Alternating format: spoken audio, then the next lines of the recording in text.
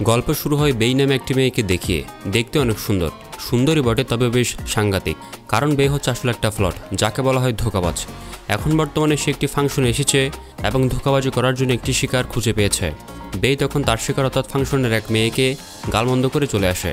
এখন যেহেতু বেই সেই মেয়েটিকে আনাপ বকলো, মেয়েটিও তার পিছু পিছু যায় এবং তাকে জিজ্ঞেস করে, তুমি তো আমাকে জানোই না, তাহলে তুমি আমাকে কেন গালমন্দ করলে? তখন বেই কান্নার অভিনয় করে বলে, তোমার বয়ফ্রেন্ড আসলে আমার স্বামী, আমাদের ছোট দুটো বাচ্চা রয়েছে যাদেরকে খাওয়া দাওয়া করানোর জন্য পর্যন্ত আমার টাকা নেই।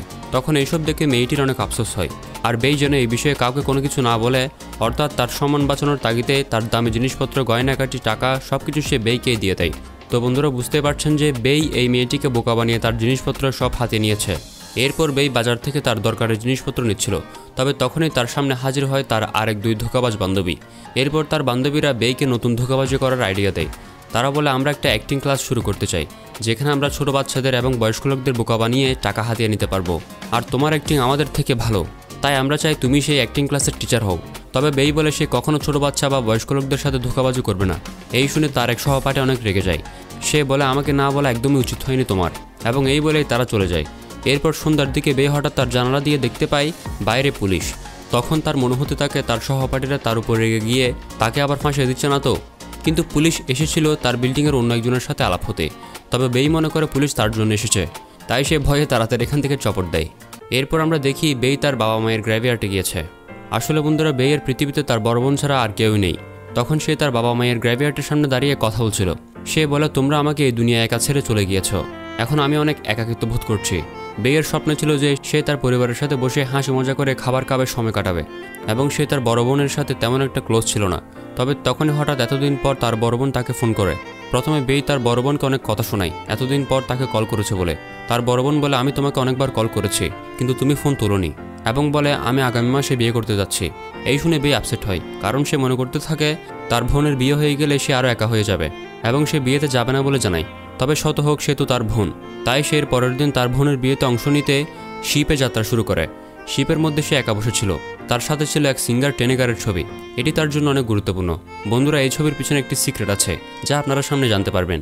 একটু পর তার সামনে এক ছেলে এসে বসে, যার নাম ডং। ডং তার একটি আংটির বাক্স খুলে অনেক আনন্দে সেটিকে দেখছিল, কারণ এই আংটি দিয়ে সে তার গার্লফ্রেন্ডকে প্রপোজ করতে যাচ্ছিল এবং সে এই উদ্দেশ্যে শহরে যাচ্ছে। কিন্তু হঠাৎ সে আংটি এক লোকের ধাক্কায় নিচে পড়ে গিয়ে চলে যায় বেইয়ের সিটের নিচে। তখন সে নিচে ঝুঁকে আংটিটি নিচ্ছিল। তখন এমন সময় বেই ঘুম থেকে উঠে ডংকে তার নিচে এভাবে দেখে সে খারাপ কিছু ভেবে নেই, তাই সে তাকে ধরে উত্তম উদ্যম দিতে লাগে, এবং এরপর তারা দুজন শিপের পুলিশের কাছে যায়। ডং বলে এটা আসলে একটা ভুল বোঝাবুঝি। ডং তার গ্রামের ঠিকানা সবকিছু পুলিশকে বলে এবং বলে, আমি ভদ্র পরিবারের ছেলে, আমার বাবা আমাদের গ্রামের মেয়র। এইসব শোনার পর বেই ডংকে মাফ করে দেয়।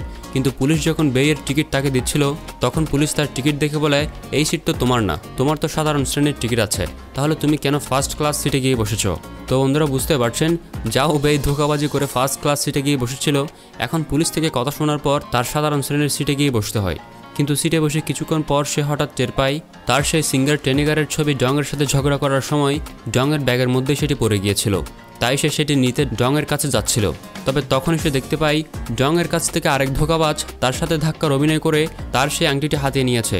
কিন্তু আমাদের টপ ক্লাস ধোঁকাবাজ বেই এই ব্যাপারটি বুঝে যায়। এরপর পরের স্টপে যখন শিপ থেকে সেই চোর নেমে যাচ্ছিল, তখন বেই সেই চোরের পিছনে গিয়ে চালাকি করে সে আংটি আবার নিয়ে নেয়। কিন্তু আংটি নিয়ে আবার শিপ ওঠার আগেই সেই শিপ চলে যায়। বেই অনেক চিৎকার করে, কিন্তু সেই শিপ থামে না। এখন বেই ডংকে তার আংটিও ফেরত দিতে পারে না, আর ডংয়ের কাছে তো তার সেই ছবিটিও রয়েছে যা তার নিতে হবে। তবে তখনই বেইয়ের মনে পড়ে শিপের পুলিশের সাথে কথা বলার সময় ডং তার ঠিকানা বলেছিল। তাই এরপর বেই ডংয়ের শহরে যায় এবং সে সেখানের মানুষদের ডংয়ের পরিবার সম্পর্কে জিজ্ঞেস করে। এখানে আমরা জানতে পারি ডং আসলে ভালো পরিবার থেকে বিলং করে। এরপর তাদের সাথে কথা বলে ডংয়ের বাড়ির ঠিকানায় যাওয়ার জন্য বেই একটি ট্যাক্সিতে উঠে পড়ে। কিন্তু কোইন্সিডেন্সলি সেই ট্যাক্সি ড্রাইভার আসলে ডংয়ের আঙ্কেল। এরপর বেই যখন ডংয়ের ঘরে যায়, তারা তাকে ডংয়ের গার্লফ্রেন্ড ভেবে নেয়, কারণ বন্ধুরা যে আংটিটি বেইয়ের কাছে আছে সেটি ডংয়ের মায়ের আংটি। ডংয়ের পরিবার বেইকে দেখে অনেক খুশি হয়। ডংয়ের পরিবারে রয়েছে তার বাবা, তার দাদি, তার মায়ের বোন এবং ওনার স্বামী, এবং তার ব্যাচেলর এক আঙ্কেল। সাথে রয়েছে ডংয়ের ছোট বোন। ডংয়ের মায়ের পৃথিবীতে নেই, তবে ডংয়ের আন্টি তাকে তার মায়ের মতোই ভালোবাসে। ডংয়ের পরিবার বলে ডং শহরে গিয়েছে, তবে তারা বেইকে দেখে ভেবে নেয় বেই আর ডংয়ের মধ্যে ঝগড়া হয়েছে, তাই সে আংটি তাদেরকে ফেরত দিতে এসেছে। ডংয়ের পরিবার বেইকে তাদের ছেলের বই ভেবে নিয়েছে। বেই তাদেরকে অনেক বোঝানোর চেষ্টা করে, তবে তারা কিছুতেই কোনো কিছু বুঝতে চায় না। কিন্তু এখানে ডংয়ের বাবা তাকে নিয়ে দুশ্চিন্তা করতে করতে হঠাৎ অসুস্থ হয়ে পড়ে। তাই ডংয়ের বাবাকে হসপিটালে নিয়ে যাওয়া হয়। এক পর্যায়ে বেই সুযোগ বুঝে পালিয়ে যেতে শুরু করে, কিন্তু যেদিকে সে যায় তার সামনে ডংয়ের পরিবারের কেউ না কেউ থাকে। তখন সে পালিয়ে এক ডক্টরের রুমে ঢুকে যায়। ডাক্তারকে দেখে বেই রুমের বাইরে চলে আসে। তবে তখন ডাক্তার তার পিছু এসে অন্য আরেকজন ভেবে নিয়ে তাকে বলে, তুমি 3 মাসের প্রেগনেন্ট, তাই সাবধানে চলাফেরা করো। এই বলে ডাক্তার চলে যায়, কিন্তু সেখানে উপস্থিত ছিল ডংয়ের আঙ্কেল এবং একই সাথে ডংয়ের আন্টি। মানে বেই পুরোপুরি ফেসে গিয়েছে। অন্যদিকে ডং যে কিনা শহরে গিয়েছে তার গার্লফ্রেন্ডকে প্রপোজ করার জন্য সে একটি ফাংশনের আয়োজন করে। এরপর তার গার্লফ্রেন্ডকে স্টেজে ডেকে প্রপোজ করে, কিন্তু সে আংটির বাক্স তো আংটিই নেই। তার গার্লফ্রেন্ড তাকে হ্যাঁ বলতো, তবে সবকিছু মিলিয়ে সেখানে এক বাজে পরিস্থিতি হয়ে যায়। আর বন্ধু, এরকম পরিস্থিতির পর গার্লফ্রেন্ড তো আর টিকবে না। ডং এখন গার্লফ্রেন্ড হারিয়ে বেদনায় মন খারাপ করে বসে থাকে। তবে তার কাছে তার ছোট বোনের কল আসে এবং তার ছোট বোন তাকে বলে, তোমার গার্লফ্রেন্ড এখানে এসেছে এবং মায়ের আংটি পরে আছে। এই শুনে ডং বলে, কোন গার্লফ্রেন্ড আবার? আমি তো অলরেডি গার্লফ্রেন্ড হারিয়ে ফেলেছি। ডং তো কিছুই বুঝে না। তবে তার বোন তাকে তাড়াতাড়ি বাড়ি ফিরে আসতে বলে। এদিকে ডং এর পরিবার বেইয়ের প্রেগনেন্ট বিষয়টি নিয়ে আলোচনা করছিল। এখানে বেই আবারও এখান থেকে পালিয়ে যাওয়ার চেষ্টা করে, তবে সে এবারও ব্যর্থ হয়। তবে ডং এর পরিবার বেই প্রেগনেন্ট জেনে তারা তার অনেক যত্ন নিতে শুরু করে। বেইকে এক মুহূর্তের জন্যও তারা ছেড়ে যায় না, সবসময় তার খেয়াল রাখে। তার জন্য সব ধরনের খাবার ফ্রুট তারা নিয়ে আসে। এইসব দেখে বেই অনেক ইমোশনাল হয়ে যায়, কারণ সে তো এমন একটি পরিবার চেয়েছিল যা সে কখনোই পায়নি। ইমোশনে বেই ডংয়ের বাবাকে বাবা বলে ডাকে। এতে ডংয়ের বাবা অনেক খুশি হয়। বেইয়ের কাছে এই পরিবার এক বাস্তব স্বপ্নের থেকেও বেশি। বেই ডংয়ের ছোট বোনের সাথে মুভি দেখে। বেই তার নিজের বোনের সাথে এভাবেই সময় কাটাতে চেয়েছিল, যা সে পারেনি। বেই ডংয়ের দাদিকে নিজে রান্না করা খাবার খাওয়ায়। এভাবে করে পরিবারের সবার সাথে বেই মিশে যায়। তাদের সাথে এখন সে তার জীবনের এক ভালো সময় কাটাতে থাকে। কিছুদিন পর ডং তার গ্রামে ফিরে আসে। গ্রামে ফিরে আসার সাথে সাথে গ্রামের লোকেরা তাকে বলে, তোমার গার্লফ্রেন্ড তো অনেক সুন্দর, এবং তাকে বাবা হতে যাওয়ার অভিনন্দন জানায়। এইসব শুনে ডং আর দেরি না করে সোজা দৌড় দেয় ঘরে। ঘরে গিয়ে ডং তার পরিবারকে বলে, আমি এই মেয়েকে চিনি না, সে আমার গার্লফ্রেন্ড না এবং আমি তার বাচ্চার বাবাও না। তখন বেই সেখান থেকে চলে যেতে শুরু করে, কিন্তু তখনই ডং বলে, এই মেয়েটা আসলে একটা চোর, সে আমার সেই আংটিটি চুরি করেছে। এই শুনে বেই অনেক রেগে যায় এবং তখন সে ডংকে উল্টো ফাঁসিয়ে দেয়। বেই তখন বলে, সে আমার সাথে চিট করেছে, সে এখন আর আমাকে ভালোবাসে না। এইসব শোনার পর ডংয়ের পরিবার তাকেই ধুলাই করে দেয় এবং ডংকে ঘর থেকে বের করে দেয়। এখানের অবস্থা খারাপ দেখে ডংয়ের আঙ্কেল তাকে তার ঘরে নিয়ে আসে। সেদিন রাতে ডংয়ের বোন বেইকে জিজ্ঞেস করে, তুমি আমার ভাইয়ের সাথে কিভাবে আলাপ হয়েছিলে? তখন বেই বানিয়ে এক গল্প বলে। সে বলে, আমি এক রেস্টুরেন্টে বসেছিলাম, সেখানে সিঙ্গার টেনেগার গান গাইছিল। তখন তোমার ভাই এক কালারফুল কোট পরে এসে আমাকে পছন্দ করার কথাটি বলেছিল। এই গল্প শুনে ডংয়ের বোনও খুশি হয়ে যায়। বন্ধু, এই মিথ্যা গল্পটি মনে রাখবেন, পরে এটি সম্পর্কে জানতে পারবেন। এরপর দিন বেই ডংয়ের আঙ্কেলের ঘরে ডংয়ের সাথে দেখা করতে যায়। এরপর বেই ডংকে বলে, তোমার ব্যাগের মধ্যে আমার টেনেগারের একটা ফটো ফ্রেম চলে গিয়েছিল, সেটা আমাকে দিয়ে দাও, এরপর আমি এখান থেকে চলে যাব। তবে ডং বলে, আমার কাছে তোমার কোনো ফটো ফ্রেম নেই, তুমি একটা চোর, তুমি এখন আমার ঘরে কবজা জমি নিয়েছ। এই শুনে বেই রেগে যায়। সে বলে, একে তো আমি তোমার আংটি ফেরত দিতে এখানে এসেছি, উল্টো তুমি আমাকে চোর বলছো। এবং সে রেগে ডংকে জোরে এক থাপ্পড় দেয়। এই থাপ্পড়ের আওয়াজ শুনে ডংয়ের আঙ্কেল সেখানে দেখতে চলে আসে। তখন বেই উল্টো নিজের মুখে হাত রেখে কান্নার অভিনয় করতে থাকে। এই দিকে ডংয়ের আঙ্কেল ভাবে ডং বেইকে মেরেছে। তখন ডংয়ের আঙ্কেল তাকে ধরে আবারও দ্বিতীয় দফা উত্তমধ্যম লাগিয়ে দেয়। সেদিন সন্ধ্যাবেলায় ডংয়ের দাদি বেইকে কিছু রান্না করে খাওয়াতে বলে। তখন বেই খাবার রান্না করে ডংয়ের দাদিকে খাওয়াচ্ছিল। ডংয়ের দাদি, যার কিনা ভুলে যাওয়ার রোগ আছে, তিনি প্রথমে বেইকে তার বউ অর্থাৎ ডংয়ের মা ভেবে নিয়েছিল, কিন্তু তিনি পরে আবার বেইকে বলে, তুমি আমাকে দাদিমা বলতে পারো। এবং তিনি আরও বলে, তুমি প্রতিদিন আমার জন্য কিছু বানিও। এসব শুনে বেই আনন্দ ইমোশনাল হয়ে যায়। এরপর দিন রাতে বেই তার বোনকে কল করে বলে, আমি তোমার বিয়েতে আসার জন্য বেরিয়ে পড়েছি, তবে একটা সমস্যায় পড়ে গিয়েছি, সমস্যার সমাধান করে আমি চলে আসব। তার বোন বলে, আমি তোমার জন্য অপেক্ষায় থাকবো। এরপর দিন বেই দেখে ডংয়ের বাবা শহরের বিভিন্ন জায়গায় পোস্টার লাগাচ্ছে। এই পোস্টারের ব্যাপারে তখন বেই জিজ্ঞেস করে।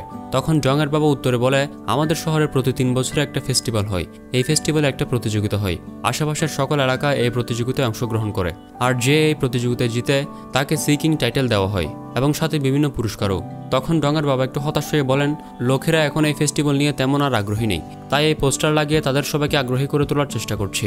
পোস্টার লাগানো শেষে আবার ডংয়ের বাবা দুঃখী হয়ে বলে, যদি ডং এই প্রতিযোগিতায় অংশ নিত তাহলে আমার বেশ ভালো লাগতো, কিন্তু সে কলেজ ওঠার পর থেকে এইসব কিছু নিয়ে আর আগ্রহ দেখায় না। আমি নিজে অনেকবার এই প্রতিযোগিতায় বিজয়ী ছিলাম, আমার বেশ স্বপ্ন ছিল ডংও যেন এই প্রতিযোগিতায় আমাদের এলাকা থেকে অংশ নিত এবং বিজয়ী হতো। ডংয়ের বাবার হতাশা চেহারা দেখে বেই বলে, বাবা, আমি ডংকে প্রতিযোগিতায় অংশগ্রহণ করার জন্য রাজি করাবো এবং সে এবারের প্রতিযোগিতায় অবশ্যই অংশগ্রহণ করবে। এরপর দিন বেই অনেক খাবার দাবার দিয়ে ডংকে খাওয়ানোর জন্য ডাকে। ডংকে ঘর থেকে বের করে দেওয়ার ফলে সে এতদিন যাবৎ ভালো কোনো কিছু খেতে পারেনি, তাই এত খাবার পেয়ে সে মনের আনন্দে খেতে থাকে। তখন বেই ডংকে ইভেন্টের প্রতিযোগিতায় অংশগ্রহণ করার কথাটি বলে। ডং সোজা না বলে দেয় এবং সে বলে, আমি তোমার মতো ধোঁকাবাজের কথা কেন শুনবো? আমি আমার ঘরের সবাইকে এক এক করে বুঝিয়ে তোমার ধোঁকাবাজগিরি ফাঁস করে দিব। আমার আন্টি আমাকে অনেক ভালোবাসেন, তিনি আমার কথায় অবশ্যই বিশ্বাস করবেন। কিন্তু তখনই ডং এর আন্টি দরজা খুলে বেইকে সাপোর্ট করে। এরপর ডং বলে, আমার আন্টি না করুক, আমার আঙ্কেল তো আমার উপর বিশ্বাস করবে। কিন্তু তার আঙ্কেলও বেইকে সাপোর্ট করে। একে একে পরিবারের সবাই বেইকে সাপোর্ট করছিল, তাই ডংকে বাধ্য হয়ে সেই প্রতিযোগিতায় তার এলাকার হয়ে ফর্ম নিতে হয়। তবে তখনই বেই ও ডং গোপনে চুক্তি করে। বেই বলে, তুমি যদি এই প্রতিযোগিতায় জিততে পারো তাহলে আমি এখান থেকে চলে যাব। এই কথা শুনে ডংও রাজি হয়ে যায়। বন্ধুরা, এই প্রতিযোগিতায় মূলত মঞ্চনাটক করতে হয়, তাই মঞ্চনাটকের অভিনয়ের জন্য বেই আগামীকাল থেকে ডংকে বিভিন্ন ট্রেনিং দিতে থাকে। মাঝে মাঝে ডং ট্রেনিং করতে না চাইলে বেই সঙ্গে সঙ্গে তার বাবাকে ডাক দিয়ে দেয়। এতে করে ডং ট্রেনিং থামাতে পারে না। তারা সেই প্রতিযোগিতায় কী মঞ্চনাটক উপস্থাপন করবে তা নিয়ে অনেক কিছু করতে থাকে। যেহেতু ডং তাদের এলাকার হয়ে এই প্রতিযোগিতায় অংশ নিয়েছে, গ্রামের অন্যান্য লোকেরাও এই কাজে তাকে সাহায্য করছিল। এসবের মধ্যে ডং ও বেই অনেক হাসি মজার সময় পার করতে থাকে। তাদের দুজনের সেই শত্রু মনোভাব আস্তে আস্তে বন্ধুত্বে পরিণত হচ্ছিল। এতে ডং এর পরিবার অনেক খুশি হয়। একদিন রাতে অ্যাক্টিং প্র্যাকটিস করতে গিয়ে তারা দুজন অনেক কাছে চলে আসে। তখনই বেই অনেক অকওয়ার্ড হয়ে যায়, তাই সে ডংকে রুমের বাইরে বের করে দেয়। এরপর দিন বেই ডংকে তার দিকে দেখে অ্যাক্টিং প্র্যাকটিস করতে বলে। তবে এভাবে প্র্যাকটিস করতে করতে ডং বেয়ের দিকে তাকিয়ে হঠাৎ বলে ফেলে, তুমি অনেক সুন্দর। এতে তারা দুজনে অনেক অকওয়ার্ড হয়ে যায়। তখন অকওয়ার্ডনেস কাটাতে ডং বেকে গান গেয়ে শোনায়। তাদের দুজনের নিজেদের অজান্তেই একজন আরেকজনের প্রতি ফিলিংস চলে এসেছে। এভাবে করতে করতে প্রায় মাসখানেক পার হয়ে যায়। একদিন বিকেলে ডং বেইকে নিয়ে তাদের আইল্যান্ডের একটি সুন্দর জায়গায় যায়। এখানে এসে বে অনেক খুশি হয় এবং সে বলে, যদি আমি পারতাম আমি এখানেই থাকতাম। কথা বলতে বলতে তখন বেই ডংকে তার গার্লফ্রেন্ডের ব্যাপারে জিজ্ঞেস করে। ডং বলে, আমাদের সম্পর্ক এমনিতেও টিকতো না, কারণ সে এই গ্রামে থাকতে চায় না, সে শহরে থাকতে চায়। কিন্তু আমি এই গ্রাম ছেড়ে যেতে চাই না, আমি এখানেই থাকতে চাই। বেই বলে, তুমি তো তাকে শহরে থাকার মিথ্যা বলে বিয়ে করতে পারতে। ডং বলে, আমি মিথ্যা বলতে পছন্দ করি না। তখন বেই বলে, মিথ্যা বলতে পারা হলো একটা ট্যালেন্ট। ডং বলে, যারা মিথ্যা বলে আমি তাদের চেহারা দেখে সহজে বুঝে যাই। তুমি যখন মিথ্যা বলো তখন তোমার চেহারা লাল হয়ে যায়। তখন বেই বলে, আচ্ছা দেখি তাহলে তুমি আমার মিথ্যা বুঝতে পারো কিনা। এই নিয়ে তারা বাজি ধরে। ডং তখন বেইয়ের চেহারার দিকে তাকিয়ে থাকে, কিন্তু এক পর্যায়ে বেই আর ডং এর দিকে তাকিয়ে থাকতে পারে না। তারা দুজনে এবার বুঝে যায় তারা একে অপরকে ভালোবাসে। এরপর তারা এখান থেকে বাড়ির দিকে চলে যায়। বেই তখন ডংকে বলে, আগামীকাল প্রতিযোগিতা, তাই তুমি প্রস্তুতি নিও। ডং বেকে ঘর পর্যন্ত পৌঁছে দিয়ে তার আঙ্কেলের ঘরে চলে যায়। কিন্তু বেই যখন এরপর ঘরে যায় তখন সে দেখতে পায় তার দুই ফ্লট বন্ধু এখানে চলে এসেছে। বেই তখন তাদেরকে তার রুমে নিয়ে যায় এবং তাদেরকে জিজ্ঞেস করে তারা কিভাবে তার অ্যাড্রেস জানতে পারলো। তার বান্ধবীরা বলে, আমরা তোমার বোনকে কল করেছিলাম, তার থেকে তোমার অ্যাড্রেস পেয়েছি। তারা ডিমান্ড করে, তুমি যখন ডংয়ের সাথে বিয়ে করবে তখন তুমি সম্পত্তির যতটুকু পাবে সেখান থেকে আমাদেরও ভাগ দিতে হবে। কিন্তু বেই সোজাভাবে জানিয়ে দেয়, আমার এরকম কোনো কিছুই করার উদ্দেশ্য নেই, আমি টাকার জন্য এই পরিবারকে কখনোই ধোঁকা দিব না। এতে তার বন্ধুরা আর কিছুই বলতে পারে না। এরপর দিন সেই ফেস্টিভ্যাল দেখানো হয়। বিভিন্ন এলাকা থেকে এক একজন করে পার্টিসিপেট করেছিল। সেখানে সবাই নিজের নিজের মতো করে ইন্ট্রোডাকশন দেয়। ডং অনেক ভয় পাচ্ছিল, বেই ডংকে অনেক মোটিভেশন দেয়। কিন্তু যখন সে স্টেজে নিজের ইন্ট্রোডাকশন দিচ্ছিল সে ভয়ে একদমই ঠিকমতো ভালোভাবে বলতে পারে না। এদিকে তার পরিবার ও এলাকাবাসীরা তার থেকে হাল ছেড়ে দেয়। তবে পারফর্ম করার আগে ঘটে আরেক সমস্যা। তারা যেসব কিছু পারফর্ম করার কথা ভেবেছিল সেখানের অন্য সবাই তাদের সব কিছুই করছিল। এতে ডং বলে, আমরা যা যা করতে চেয়েছিলাম অন্যরা তো সব তা করে ফেলেছে, আমরা বরং ঘরে চলে যাই। তবে এক পর্যায়ে বেয়ের মাথায় নতুন কিছু করার আইডিয়া আসে। এরপর যখন ডং এর পালা আসে, ডং এক নতুন এবং অন্য রূপে স্টেজে পারফর্ম করা শুরু করে। তার সাথে বেও ছিল। ডং তাদের পূর্বপুরুষদের পোশাক পরে তাদের আইল্যান্ড ও সংস্কৃতি নিয়ে বলে এবং শেষে বেয়ের সাথে মিউজিক বাজিয়ে তাদের সাংস্কৃতিক একটি লোকগান পারফর্ম করে। তার পারফরমেন্স দেখে তার পরিবার অনেক খুশি হয়। তার পারফরমেন্সে সেখানের সবাই অনেক ইমোশনাল হয়ে যায় এবং পারফর্ম শেষে সবাই ডংয়ের জন্য হাততালি দেয়। কিন্তু কিছু লোক আবার বলছিল রুল অনুযায়ী স্টেজে শুধু একজন পারফর্ম করতে পারবে, কিন্তু ডংয়ের সাথে তো বেও পারফর্ম করেছে। তখন বেই বলে, এই পারফরমেন্স আমাদের পূর্বপুরুষদের গল্প ছিল আর এই পারফরমেন্সে পরিবারের থাকাটা অনেক জরুরি ছিল। এই শুনে তখন ডংয়ের পরিবার এবং তার এলাকাবাসীরা তাদের সঙ্গ দেয়। তবে সেখানে র্যাঙ্কার বলে যা হবে তা বিচারকদের উপর নির্ভর করে। এরপর যখন বিজয়ী ঘোষণার সময় আসে তখন অন্য কাউকে সি কিং এর টাইটেল অর্থাৎ বিজয়ী ঘোষণা করা হয়। এতে ডংয়ের পরিবার ও এলাকাবাসীরা হতাশ হয়। তবে বিচারকরা ডংয়ের সুন্দর সাংস্কৃতিক ও পারিবারিক পারফরমেন্সের জন্য তার পরিবার ও এলাকাবাসীদেরকে বিশেষ সম্মাননা দেয়। ডংকে সি কিং এর টাইটেল তো দেওয়া হয় না, তবে তাদের পরিবারকে সি কিং পরিবার নামের নতুন টাইটেল দেওয়া হয়। ডং প্রতিযোগিতায় প্রথম হতে না পারলেও তার পারফরমেন্স সেখানের সবার মন জিতে নিয়েছে। এতে তার পরিবার ও এলাকাবাসীরা পারফরমেন্সের বিজয়ী হওয়ার খুশিতে গিয়েও এই বিশেষ সম্মাননা পেয়ে আরও বেশি খুশি হয়। বেই স্টেজে গিয়ে আনন্দে ডংয়ের সাথে উল্লাস করতে থাকে এবং তাদের দুজনের ভালোবাসা স্পষ্টভাবে দেখা যাচ্ছিল। এই খুশিতে ডংয়ের বাবা এলাকাবাসীদের সবাইকে ট্রিট দেয়। তবে আমরা ডংকে দেখি যে সে বেইয়ের সেই সিঙ্গার ট্রেনেগারের ফটো ফ্রেমটি অনেক আগে খুঁজে পেয়েছিল। কিন্তু ফটো ফ্রেমটি পেয়ে বেই চলে যাবে ভেবে সে সেটা তাকে দেয়নি। অন্যদিকে বেও তার জিনিসপত্র গুছিয়ে নিচ্ছে চলে যাওয়ার জন্য, কিন্তু সে তার আসল পরিচয় একটি চিঠিতে ডংয়ের পরিবারের জন্য লিখে, যাতে ডংকে আর কেউ ভুল না বুঝে। একটু পর ডং ফটো ফ্রেমটি নিয়ে বেইয়ের সাথে কথা বলতে আসে। বেই বলে, আমাদের ডিল অনুযায়ী আমি চলে যাচ্ছি। তবে তাদের দুজনের চেহারায় স্পষ্টভাবে দেখা যাচ্ছিল বেই এই পরিবার ছেড়ে যেতে চাচ্ছিল না। ডংও চাইছিল না বেই এখান থেকে চলে যাক, তবে তারা একজন আরেকজনের ফিলিংস বলতে পারে না। কিন্তু তখন হঠাৎ ডংয়ের আন্টি বেইয়ের লেখা সে চিঠি পেয়ে যায়। তখন সেই চিঠি পরিবারের সবাইকে তার আন্টি দিচ্ছিল, কিন্তু ডং সে চিঠি ছিঁড়ে খেয়ে নিতে শুরু করে। ডং চায় না যে পরিবারের কেউই বেইকে খারাপ ভাবুক। সে বেইকে বলে, তুমি যাও, তোমাকে কিছু বলতে হবে না। কিন্তু বেই চায় না যে সবাই ডংকে ভুল বুঝুক। সে তার সব সত্য পরিবারের সবাইকে বলে দেয়, কিন্তু তার সত্য শুনেও পরিবারের কেউই চায় না যে সে চলে যাক। ডংয়ের দাদি ও বোন তাকে যেতে মানা করে। বেই তখন বারবার এই পরিবারের সাথে কাটানো মুহূর্তগুলো ভাবতে থাকে। তবে শেষে বেই তার ফটো ফ্রেমটি নিয়ে রাতেই চলে আসে। এরপর আমরা আগামী দিন দেখি, যেখানে আজ বেইয়ের বোনের বিয়ে। তবে বিয়ের সময় পার হয়ে গেলেও বেইয়ের বোন বিয়ের মঞ্চে যাচ্ছিল না। সে বলে, আমার বোন না আসলে আমি আজ আর বিয়ের মঞ্চে যাব না। তবে এক পর্যায়ে বেই সেখানে চলে আসে। আজকে অনেক দিন পর বেইকে দেখে তার বোন কান্না করতে থাকে। তখন সেখানে বেইয়ের বোনের হাজব্যান্ড আসে, যে কিনা অনেক ভালো ভদ্র মানুষ। সে বেইকে দেখে অনেক আনন্দিত হয় এবং শুভেচ্ছা জানায়। তখন বেই সেই টেনেগার সিঙ্গারের ফটো ফ্রেমটি বের করে। বন্ধুরা, আপনাদের বলেছিলাম এই ছবির পিছনে একটি সিক্রেট আছে, তা এখনই জানতে পারবেন। বেই বলে, আমাদের বাবা মা সিঙ্গার টেনেগারকে অনেক পছন্দ করত। তখন ফটো ফ্রেমটির পিছনেই ছিল তাদের পারিবারিক একটি ছবি। তখন ছবিটি পেয়ে তার বোন অনেক খুশি হয়। তখন তার বোনের হাজব্যান্ড তার একটি ছবিকেও সেই ফ্যামিলি ফটোর সাথে লাগিয়ে দেয়। সে বলে, আজ থেকে আমিও এই পরিবারের সদস্য। এরপর এখান থেকে দৃশ্য শেষ হয়ে আমাদের 6 মাস পরের দৃশ্য দেখানো হয়। বেই এখন আর কোনো খারাপ ধোঁকাবাজির কাজ করে না। সে এখন একটি হোটেলের কর্মী হিসেবে পরিশ্রম করে অর্থ উপার্জন করে। আজ সে কাজ সেরে বাসায় চলে যাচ্ছিল, কিন্তু তখনই হঠাৎ আজ তার সামনে ডং কালারফুল একটি কোট পরে তার সামনে দাঁড়ায়। তখন ডংয়ের পরিবারের সবাই তাদের জন্য হোটেলের মতো টেবিল সেট করে দেয়। ডংয়ের বাবা তখন তাদের দুজনের জন্য ড্রিঙ্ক সার্ভ করে। তাদের সবাইকে দেখে বেই আনন্দে কান্না করতে থাকে। এরপর টেবিলে বসার পর ডং বেইকে বলে, আমি চাই তুমি আমার আর মিথ্যা ওয়াইফ নাও, এবার সত্যিকারের ওয়াইফ হও। বন্ধুরা, মনে আছে তো বেই যে ডংয়ের বোনকে একটি মিথ্যা গল্প বলেছিল? ডং ঠিক সাজানো সেই মিথ্যা গল্পের মতোই বেইকে প্রস্তাব দেয়। বেই ডংয়ের কথায় সম্মতি দেয়। তবে বেই বলে, আমার সেই মিথ্যা গল্পে কিন্তু টেনেগার গান গেয়েছিল। কিন্তু তখনই দেখা যায় আসল টেনেগার সেখানে গান গাইছে।